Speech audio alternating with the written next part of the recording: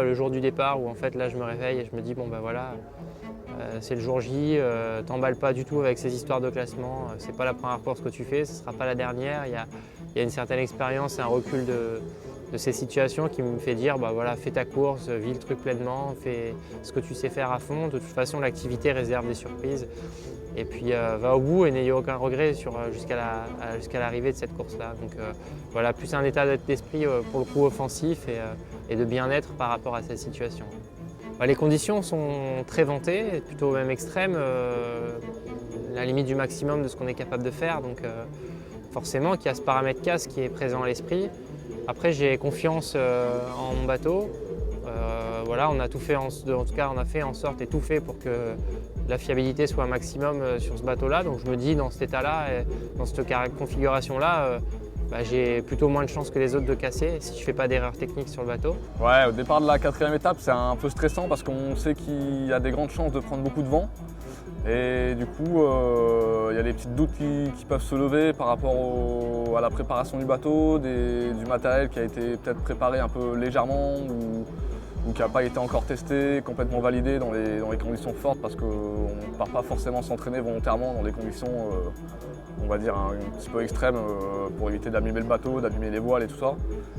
Et donc il y a forcément de l'appréhension avant de partir, se dire bon, là on espère que tout va tenir et il faut y croire parce que de toute façon il faut que le skipper y croie et il faut que le skipper ait confiance dans son bateau.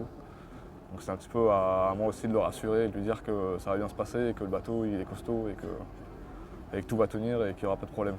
Mais il y a des fois on a du mal à y croire. Je passe la ligne d'arrivée, je ne sais pas du tout combien je suis au classement. Je peux être entre deuxième et je sais que je ne suis pas premier, mais je peux être entre deuxième et quatrième.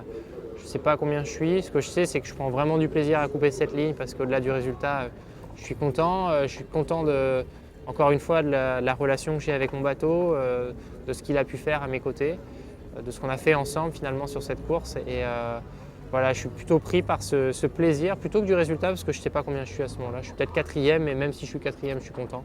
Pour moi, c'est une belle course. J'ai eu une phase à vide à un moment donné, mais j'ai su me remobiliser derrière et j'ai jamais baissé les bras à aucun moment, même quand ça n'allait pas. Donc voilà, je suis plutôt content de la manière et c'est ce que je cherchais avant tout sur cette course-là plutôt que le résultat mathématique. Et là, voilà, petit à petit, c'est pas encore totalement le cas, mais petit à petit, je commence à prendre conscience du résultat qui permet d'accentuer un peu ce plaisir. Et voilà, commencer à sourire gentiment au-delà de la fatigue, quoi. On est un petit peu pressé de savoir ce qui s'est réellement passé, si j'ai fait les erreurs, si j'ai pas fait de bêtises sur le bateau, si j'avais rien oublié. Je fais un tour rapidement de l'extérieur, je fais juste un petit tour du bateau, je passe devant le mât, je passe dans le cockpit, je regarde et puis je rentre à l'intérieur, je regarde rapidement et du coup tout s'est bien passé. Mais sinon il a pris soin du bateau, ouais, ça va.